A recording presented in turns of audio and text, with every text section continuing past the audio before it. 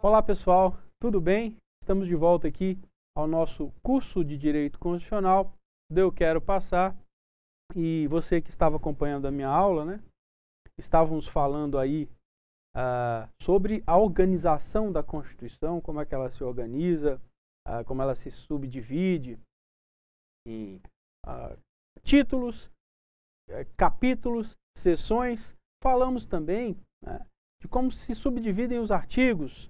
Os artigos se dividem em parágrafos, incisos, alíneas. Foi uma aula em que a gente buscou mostrar para vocês a forma como a Constituição foi organizada pelo legislador constituinte, né? E que para você tivesse também uma compreensão melhor, né, de como funciona a Constituição. Falamos também, né, que a Constituição ela se divide em 3 partes.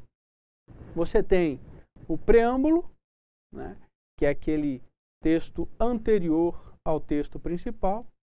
Depois você tem o texto principal da Constituição, com todos os seus títulos, capítulos, seções e artigos. E ao final nós temos um texto que termina a Constituição, que é o ADCT, né, que é o Ato das Disposições Constitucionais Transitórias. Queremos estudar aqui e explicar o que vem a ser o ADCT. Tudo bem? Bom, mas na última aula estávamos aí tratando sobre o preâmbulo, né, sobre essa parte inicial da Constituição. E há uma série de discussões sobre a natureza jurídica do preâmbulo que começamos a falar na aula anterior. Você que está aí com a gente deve ter visto, assistido, quando eu disse para vocês que o preâmbulo ele traz uma série de valores, né, presentes no seu texto, e uma série de objetivos, ele traça, né, valores e objetivos que a Constituição vai aí elencar em todo o seu texto e que devem ser observados, né, como norma fundamental. Então, embora o preâmbulo não seja um artigo da Constituição, né, ele traz muitos elementos, praticamente todos os elementos fundamentais, principais, objetivos e valores fundamentais e principais da Constituição. Então, o que se discute é qual é a natureza jurídica, qual é a força normativa do preâmbulo. É a mesma dos artigos presentes no texto principal? Ou não tem nenhum valor, não pode ser usado como parâmetro na discussão acerca da constitucionalidade das leis e atos normativos que serão, evidentemente, editados após a Constituição? Qual é o valor, qual é a força normativa do preâmbulo? Falamos aqui também, na aula anterior, que havia uma discussão sobre, que surgiu uma discussão, inclusive importante, sobre a expressão presente no preâmbulo, sobre a expressão sob a proteção de Deus, certo? Que está ali no final do preâmbulo, você pode dar uma olhada aí na sua Constituição, né? Sob a proteção de Deus. Hoje se discute muito se a presença dessa expressão não fere essa característica constitucional, né? Essa característica do nosso país de ser um Estado laico, né? Porque o Estado laico, né, essa característica do nosso país, ele nada mais é do que dizer o seguinte: o Brasil é um país que convive, que tolera, que aceita, né, todas as formas, né, de manifestação religiosa, consagra a liberdade de culto e, inclusive, também a liberdade do cidadão não ter nenhum culto, né? Ou seja, você pode acreditar em qualquer Deus, você pode cultuar qualquer Deus e você pode, inclusive, não cultuar Deus nenhum. Essa é a natureza do Estado laico.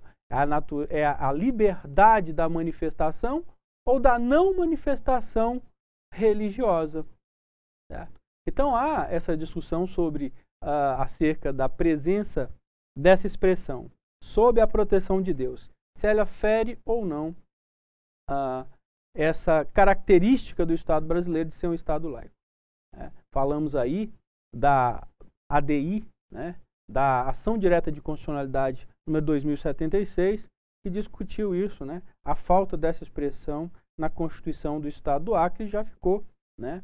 O STF, naquela oportunidade, já se manifestou pela irrelevância da presença ou não dessa expressão, considerando assim o preâmbulo da Constituição do Estado do Acre constitucional.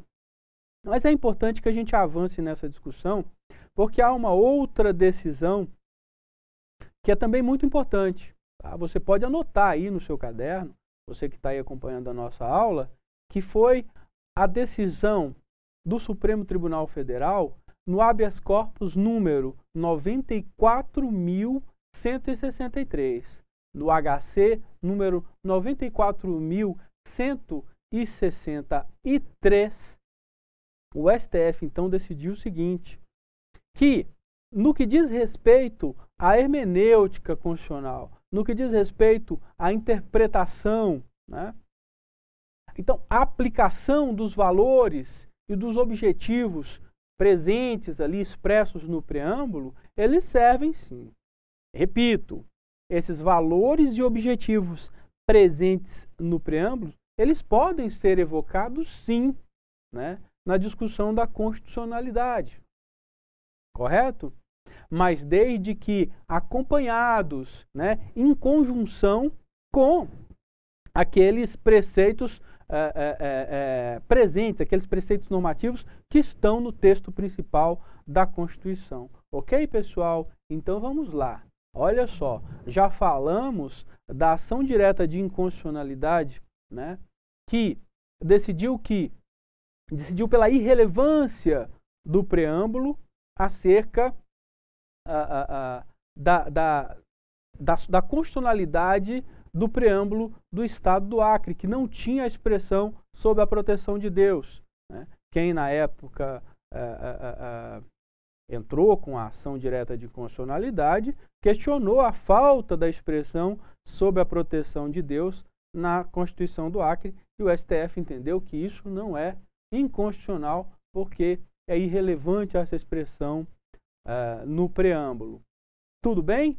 Mas temos também o HC número 94.163, em que o STF entendeu que se o preâmbulo ele for evocado, né, em conjunção com os preceitos presentes no texto principal, né, ou seja, o preâmbulo sozinho ele não tem força normativa, né, mas se ele for evocado em conjunção com os preceitos presentes no texto principal da Constituição, ele serve sim. E serve de que maneira?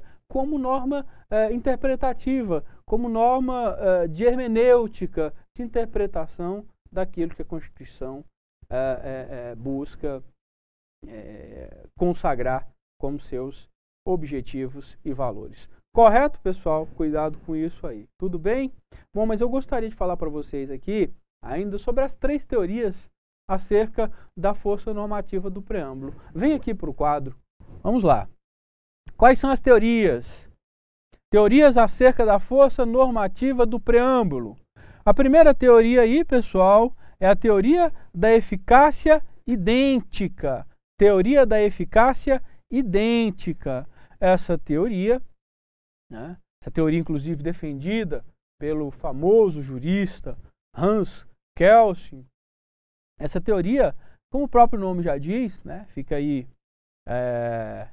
dá para a gente perceber, né, é que o preâmbulo tem o mesmo valor, a mesma força normativa dos preceitos presentes no texto principal, certo? Essa é a teoria da eficácia idêntica. Então, para os defensores dessa teoria, o preâmbulo pode ser, sim, parâmetro, né, para a discussão da constitucionalidade das normas. Tudo bem? A segunda teoria é a teoria da irrelevância jurídica, certo? A teoria da irrelevância jurídica, defendido aí por Canotilho, né, grande jurista, Canotilho, por Ives Gandra, né? Então, figuras eminentes, né, do nosso mundo jurídico, né, eles defendem que o preâmbulo não tem relevância, não tem força normativa como o texto principal da Constituição, né? Isso é irrelevante para a discussão da constitucionalidade, o preâmbulo. Não tem força nenhuma. Apenas um texto que inaugura a Constituição de caráter apenas ilustrativo, mas sem força jurídica. E a última teoria aí é a teoria da relevância indireta, né? Essa teoria da relevância indireta, inclusive, pessoal, é o que está presente aí, né? É a ideia, né, principal aí, que foi passada na decisão do HC número 94.163.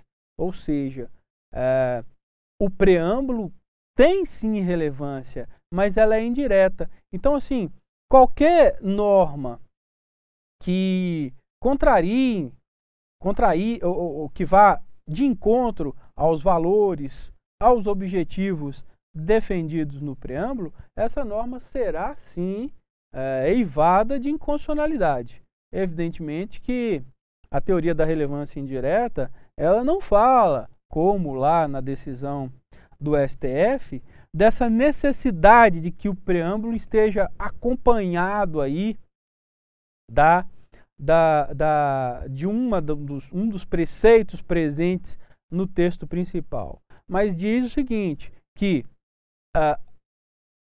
qualquer norma que contrarie, né, que vá contra, né, de encontro aos objetivos e valores defendidos no preâmbulo, essa norma será, sim, inconstitucional. Vejam que a relevância é indireta, certo? Ou seja, esses valores não podem ser contrariados de forma indireta, ou seja, porque, na verdade, pessoal, é importante dizer o seguinte, que todos os valores, todos os objetivos ali presentes no preâmbulo, eles também estão presentes em vários dispositivos do texto principal, né? Então, evidentemente que quando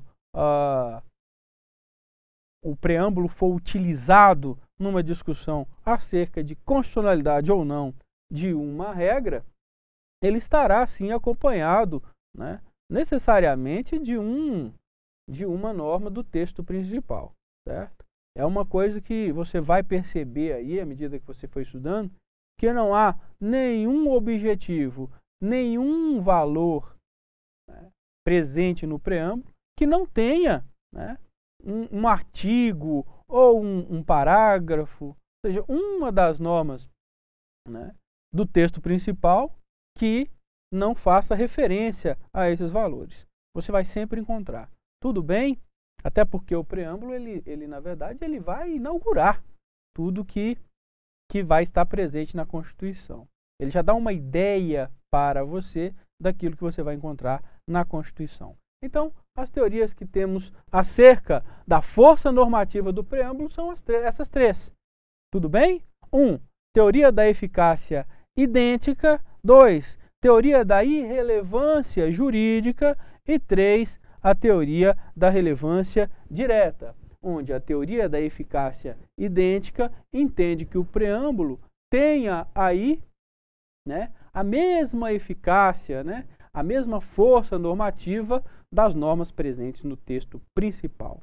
A segunda teoria, a teoria da irrelevância, diz que o preâmbulo ele não tem nenhuma função, né, no que diz respeito à discussão da constitucionalidade das normas, né, das regras infraconstitucionais. E a teoria da relevância indireta é essa que defende que o preâmbulo não pode ser contrariado em seus objetivos e valores, né?